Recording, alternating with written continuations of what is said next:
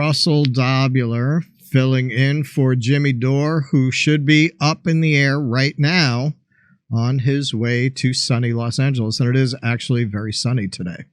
I am joined today by Mike MacRae. What's up, Mike? What's up, Russell? How you doing? Your reign of terror is temporarily coming to an end here, right? I have been a regular Robespierre for the last 5 shows. But yes, that came to an end. I will be inflicting that kind of torture on New York City very shortly. Well, you got to let them know. Heads got to roll sometimes. They do. Hey, you gotta whack some peasants to make a socialist utopia. That's what I always say. Decapitate some scientists to that's right. Solutions work. That's right. What is this with the Big Bang? If that's not a bourgeois idea, I don't know what is.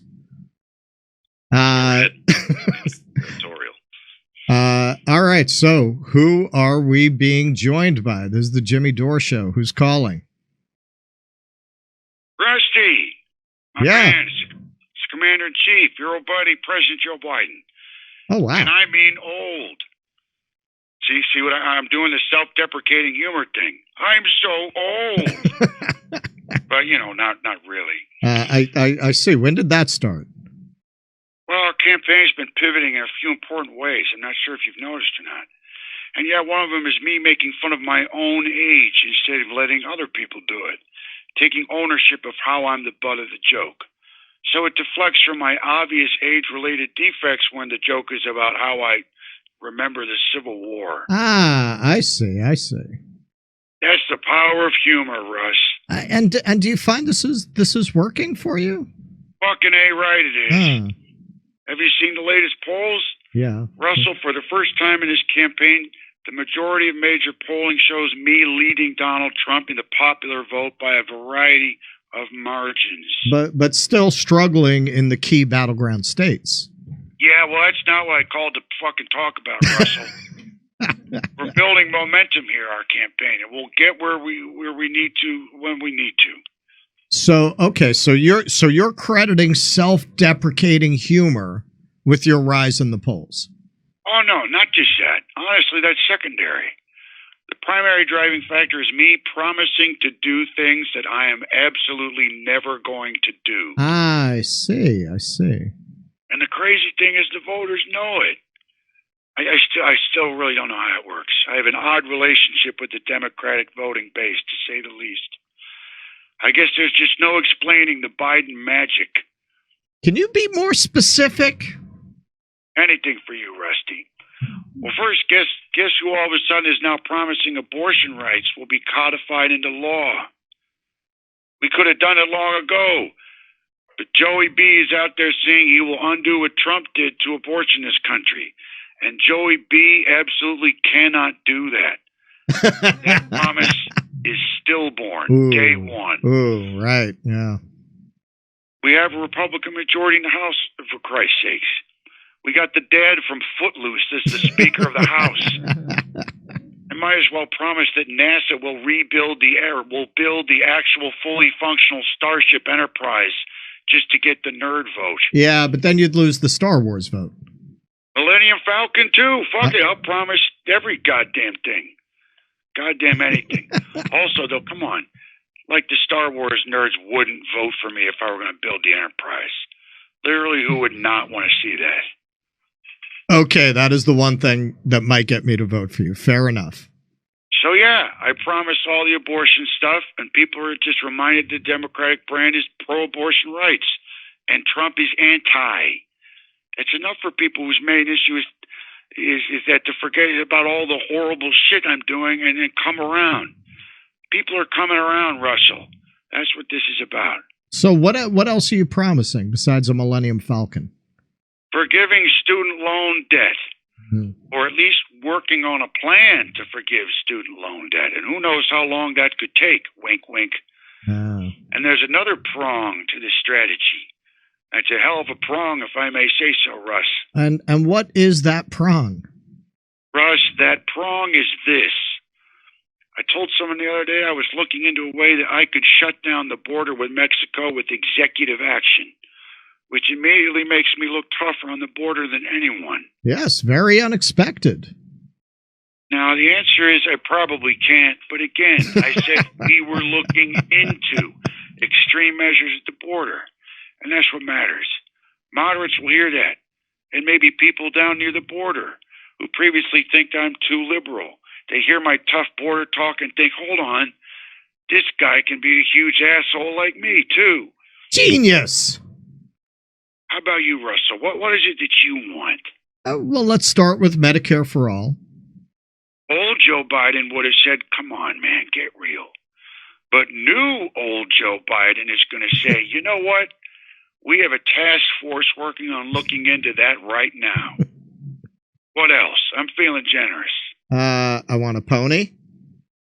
You got it, my friend. There's a pony with your name on it at the pony farm. Now do I have your vote? Absolutely not. No. Oh, well, like P.T. Barnum said, you can't please all the people all the time.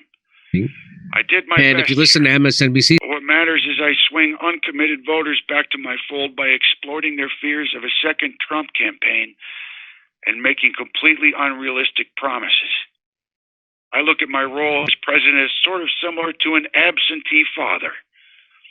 Christmas is going to be great this year, buddy. I promise. That's why I love this job so much. All right. Until next time, everybody gets a pony.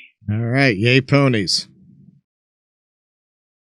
Everybody wants a pony, but nobody understands what's involved in taking care of a pony. That's the problem. Nope. It is not easy. That's the whole thing. You know, I used to drive a horse and carriage, Mike.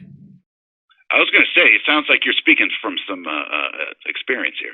Yes, I am. I drove a carriage on and off for like 11 years, I think. Oh, wow. Pretty long. Yeah, there were a few years at a time when I didn't do it, but from the first gig to the last gig, it was about 11 years. Sounds like that could be kind of cool, huh?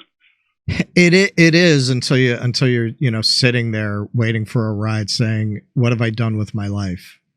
And then you kind of got to go do something else. So here I am. That can happen to a lot of us. Yeah, Jimmy found me in the cab line, actually. I hacked him for a ride. So I am Russell Dobular, filling in for Jimmy Dore, who should be landing very shortly, and they will take him directly to our leader when he does. I am on with Mike MacRae. Mike MacRae, this is Russ speaking. How can I help you? Hello, Russell. This is Senator Chuck Schumer of the great state of New York. How the hell are you? I am doing just fine, Senator. Thanks for asking. What can we do for you? Well, Russ, I just wanted to spread some good news about what the Democratic Party is doing for you. For me in particular? No, silly. You as an American citizen. What it's doing for everybody. I am all ears, Senator. Well, Russell, I'm pleased to report that myself and Senator Booker and a few others are circulating a Dear Colleague letter urging our fellow senators to vote for the marijuana federal decriminalization bill that will be introduced later this month. I see. We'll be putting it to a vote on April 19th, just in time for 420. 420, wink, wink, know what I mean? Hitler's birthday? Exactly. No, 420, that's the marijuana holiday, isn't it? Yeah, that too. Yes. Okay, good. You had me worried there for a second. I get all this information from my young staffers, and sometimes I worry they themselves occasionally partake in said narcotic. Anyway, we thought it would look good to get this passed on 420. Really give us some street cred with the youngs. Right, okay. And what would this bill do? Well, basically it says, hey, the war on drugs did not work.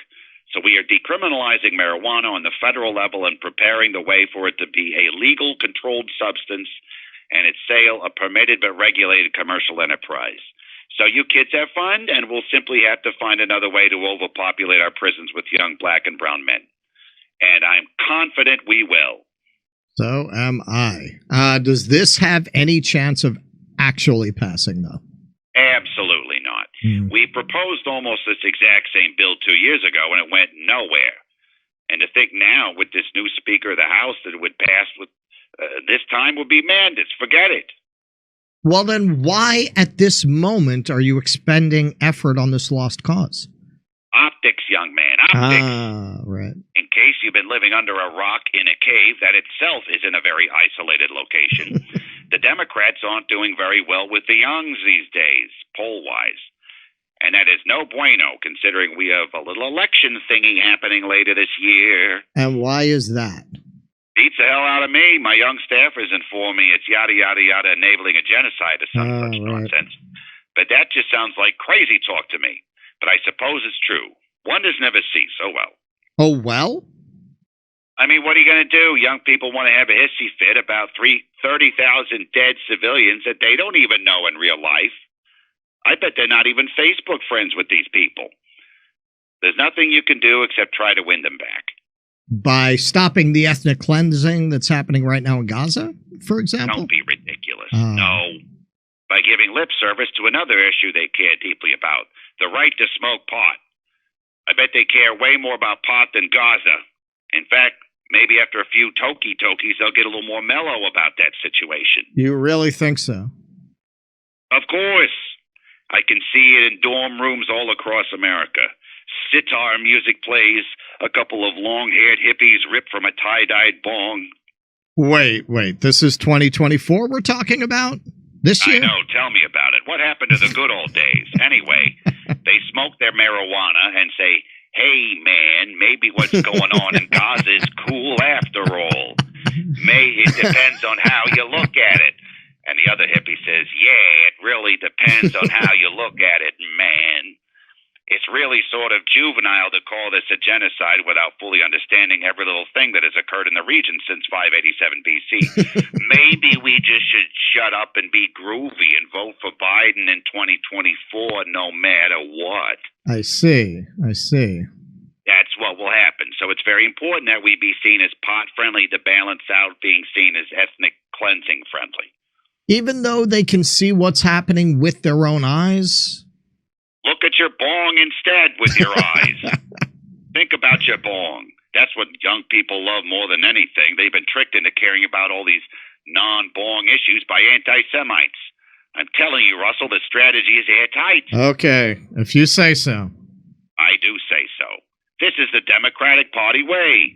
Making meaningless gestures to compensate for not actually doing the right thing or anything that helps anybody. And we are going to lock this election down with the youngs when we get this new bill passed declaring June Federal OnlyFans Content Creators Month. These pothead degenerates are going to flock to the polls. Mark my words. You know, with the OnlyFans thrown in there, you might be right. I hear it's very popular with the youngs. I guarantee it. All right. Well, Mike, thank you very much for joining us. Where can people find you? Thank you, Russell. Always a pleasure. We look forward to doing it again in the future, no doubt. You can follow me on Instagram. That's Mike MacRae Online. That's MacRae. All right. Thank you very much, Mike. Thank you, guys, and I will. I'll talk to some of you next week, and Russell, I'll talk to you next time you're in the chair. All right. Thank you, brother. And we will go to a break. On a scale of 1 to 10, how much do you hate shitty coffee? I, for one, really hate shitty coffee, which is why I'm excited to introduce to you a company that's revolting against shitty coffee, and it's called the 1775 Coffee Company. Now, I haven't had it yet because I only drink decaf. Steph has had it. Steph, how do you like it? I really like it. You know what? I have a French press, and so I've been using my French press and totally enjoying it. It's delicious. It's smooth. So 1775, the world awakened to a new era. And now it's 1775 Coffee Company is bringing you a coffee that embodies that revolutionary spirit. Crafted with passion and precision, our beans are ethically and exclusively sourced from the finest coffee beans farms of Bolivia. Didn't know that. 1775 Coffee Company's farm-to-cup journey ensures the highest quality of authenticity and sustainability from start to finish. With each sip, your palate will recognize and appreciate the dedication and passion that goes into crafting this single-sourced brew. 1775 Coffee Company takes pride in offering customers a truly exceptional coffee experience with their premium coffee collection. But their dedication to this revolution extends beyond the realm of taste. Safeguarding freedom of speech is critical right now, which is why 1775 Coffee Company has joined forces with Rumble in defense of one of our most fundamental rights, freedom of speech. Coffee that's sure to awaken all your senses, including the sense of freedom. So choose 1775 Coffee by going to 1775coffee.com/litter. That's LITTER, and use the code LITTER for 10% off the checkout on your first order. 1775 Coffee, brewed to perfection, crafted with revolution. Isn't it swell? The memes make themselves. They found a rabbi hole, tunnels and all. There's Jews in the walls. Isn't it bliss? The rabbinical grace soiling the mattresses. Well, let me tell you.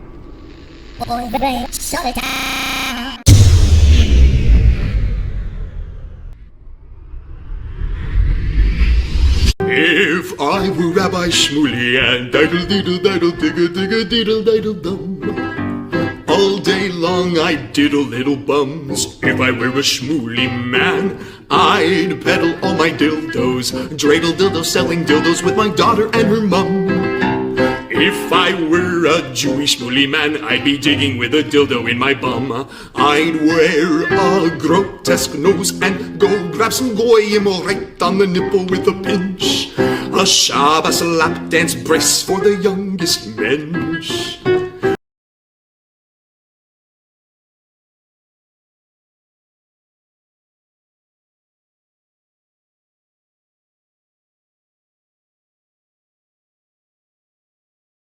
Hey, thanks for checking out our YouTube channel. Subscribe by clicking on that button down there for more AM Joy and the rest of MSNBC. And click on any of the videos right here to watch the latest interviews and highlights. And you can get more videos from MSNBC for free every day with our newsletter. Just visit